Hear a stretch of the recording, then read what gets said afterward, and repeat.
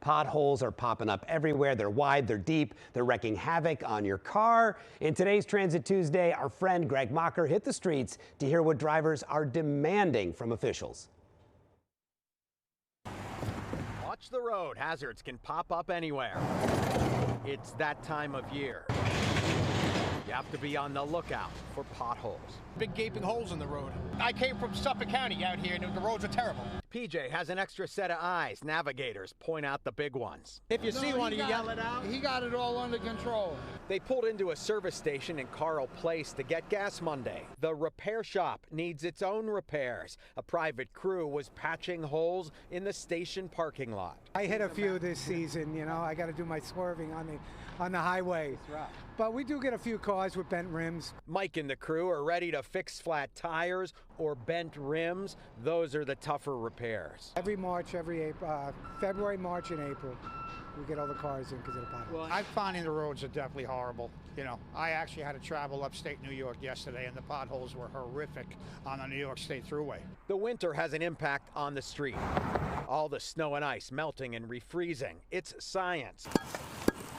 The town of Hempstead has road crews working one pothole at a time.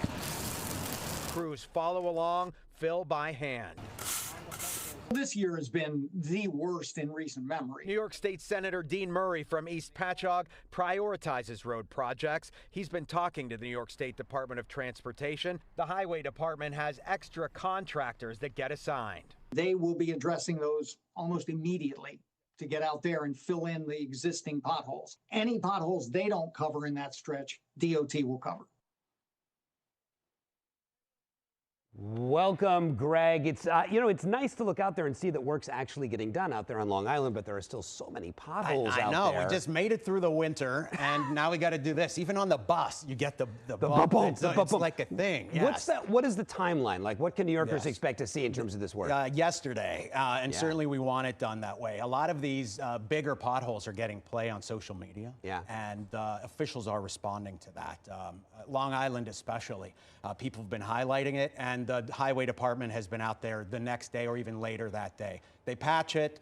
They move on to the next one because they're coming up in the city. They're coming up in Long Island. New Jersey has them. Somebody messaged me yesterday from Connecticut and said, come up here. Everybody wants to have the biggest pothole thing because it does cause serious damage to the cars, blow out a tire, rims. That's $100, $200, $300 fix. And that's the thing. It's not just inconvenient or annoying. It's got a real cost to it, right? Yeah, we saw 12, 15 cars pulling off on one of the parkways, Long Island, last week because of one that kind of just popped up.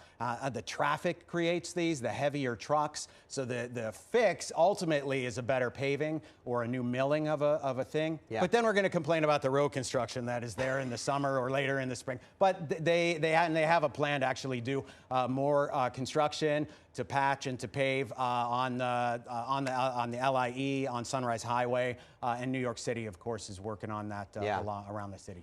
Let's talk, do a quick check-in on congestion pricing. It's been a year now, and everybody says it's working. The governor says it's working. Everybody in government seems happy with it. They're supporters. Yeah. My question for you is, where's the money? I take the subway every single day. Yesterday, I'm seeing water pouring in from the ceiling. I see tiles falling off.